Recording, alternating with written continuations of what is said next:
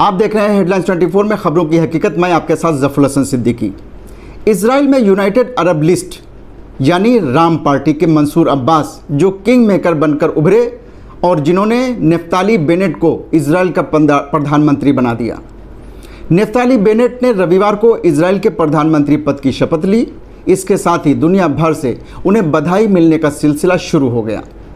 भारत के प्रधानमंत्री नरेंद्र मोदी ने भी नेफ्ताली बेनेट को इजराइल का प्रधानमंत्री बनने पर बधाई दी। लेकिन इस मौके पर ईरान ने नेतन्याहू की विदाई पर जश्न मनाया है। इजराइल में इस्लामिक पार्टी यानी कि यूनाइटेड अरब लिस्ट, जिसे शॉर्ट में राम पार्टी भी कहते हैं, के भरोसे बेनेट नेफ्ताली की ताजपोशी हो गई है। आपको बताते चले कि इजराइल की संसद में कुल 120 सीटें हैं, जिसमें बहुमत के लिए 61 सीटें चाहिए होती हैं। यानी जिस पार्टी के खाते में 61 सीटें आ गई उसी पार्टी की ताजपोशी होती है, यानी कि उसी पार्टी का प्रधानमंत्री बनता है। ताज़ा घटनाक्रम में नेतन्याहू की लिकुड पार्टी और उसके सहयोगी दलों के गठबंधन को 59 सीटें मिली हैं, यानी कि मेजॉरिटी से 5 सीटें कम, 3 सीटें कम। वहीं विपक्षी गठबंधन की 56 सीटें आ रही हैं, मतलब किसी के पास 61 सीटों का आंकड़ा नहीं है।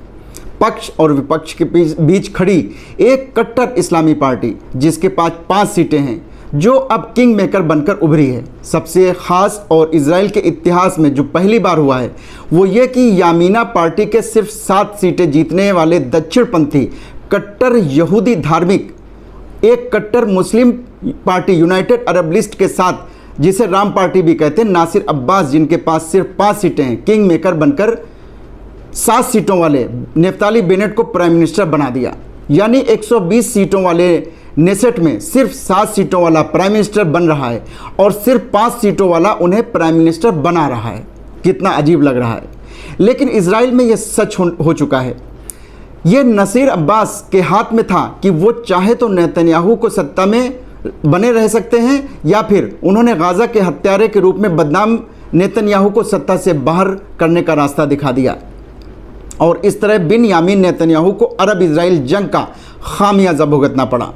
और सबसे बड़ी बात यह कि फ़िलिस्तीन के साथ जंग करके खुद अपने ही देश में गलत साबित हो गए और सत्ता से हाथ धोना पड़ा और पूरी दुनिया के सामने इजराइल का क्रूर चेहरा भी सामने आ गया। हाल ही में जब इजराइल अपने सबसे बुरे सांप्रदायिक दंगों यानी कि पहली बार यहूदी आतंकवाद से जूझ रहा था, तब किसी ने उम्मीद नहीं की थी कि यहाँ कुछ ही दिनों में एक अनोखी राष्ट्रीय एकता की सरकार का गठन हो सकता है, जिसमें हर सोच की पार्टियां दक्षिणपंथी, मध्यमार्गी और वामपंथी तो शामिल ही होंगी, साथ ही साथ एक महत्वपूर्ण अरब पार्टी भी इसमें अहम भूमिका निभाएगी। लेकिन अब ये सब हकीकत है। बिन्यामीन नेतन्याहू की इजरायली प्रधानमंत्री पद से विदाई हो चुकी है। इजरायली संसद में नई गठबंधन सरकार के पक्ष में बहुमत होने के चलते नेतन्याहू को अपने पद को गंवाना पड़ा है। अब दक्षिणपंथी राष्ट्रीय नेता नेफ्ताली बेनेट ने इजराइल के नए प्रधानमंत्री पद भी संभाल लिया है। ये इजराइल के लिए एक ऐतिहासिक मौका है, जो कि 1948 में उसके निर्माण के बाद से लेकर अब तक अकल्पनीय था, अविश्वसनीय था। राजनीतिक अस्थिरता से गुजर रहे इजराइल में इसकी संभावनाएं कुछ समय से नजर आने लगी थी, मगर हाल के तनाव के कारण इसमें अड़चन पैदा हो रही थी। पहली बार अरब नेता की भागीदारी, ये तस्वीर गुरुवार को देश में चर्चा का विषय बन गई और सभी मीडिया आउटलेट्स इस ऐतिहासिक क्षण के बारे में बात करने लगे। इससे पहले किसी अरब नेता या पार्टी के इजरायली सरकार में शामिल होने की कल्पना किसी ने नहीं की थी।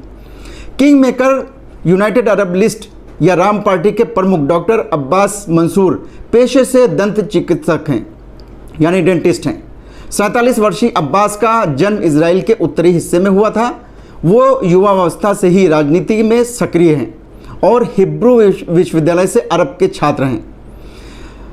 वर्तमान में अब्बास हाइफा विश्वविद्यालय से राजनीतिक विज्ञान में मास्टर डिग्री के लिए अध्ययनरत हैं। डॉक्टर मंसूर अब्बास को करीब से जानने वाले बताते हैं कि सौम्य स्वभाव के अब्बास सैद्धांतिक मूल्यों पर अडिग रहते हैं, चाहे उसके लिए उन्हें कितनी भी बड़ी कीमत क्यों न चुकानी पड़े। आश्चर्य की बात यह है कि जिस बात को लेकर उनका बाकी दिग्गज अरब नेताओं से मतभेद था, कोई उम्मीद नहीं कर सकता था कि उस पर उन्हें सफलता मिलेगी। अब्बास का मानना है कि इजराइल में अरब आबादी के विकास के लिए ज़रूरी है कि उसके नेता मुख्य धारा की यहूदी पार्टियों के साथ मिलकर काम करें। आपको बताते चले कि इजराइल में किसी भी राजनीतिक दल को चुनाव में जितने फीसदी वोट मिलते हैं उसी अनुपात के हिसाब से संसद में उसकी सीटें तय होती हैं। फॉर एग्जाम्पल, उदाहरण के तौर पर आप ये मान सकते हैं कि अगर किसी पार्टी को 10% वोट हासिल होते हैं तो उसे 120 सीटों में 10% के हिसाब से 12 सीटें मिलती हैं।